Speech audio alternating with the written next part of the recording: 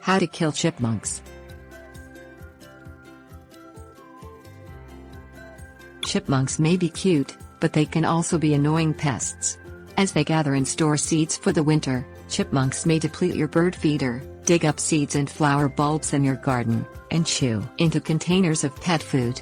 Even worse, they can damage the structural integrity of your patio or home by burrowing underneath it.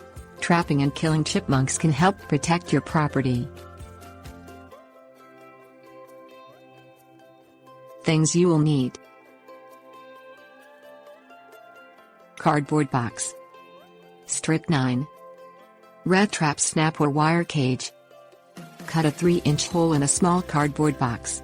Place the box near the chipmunk's burrow entrance or in their usual path of travel. The box will allow chipmunks to enter while keeping birds and larger animals away. Place poison bait strychnine in a 0.5% bait formulation underneath the box. Place food, such as nuts and seeds, outside the entrance to draw the chipmunks in. Set rat-sized snap traps or wire cage traps in the chipmunk's usual path of travel. Place snap traps in a cardboard box with a hole cut out, like the poison bait, to protect children, pets and other wildlife from harm.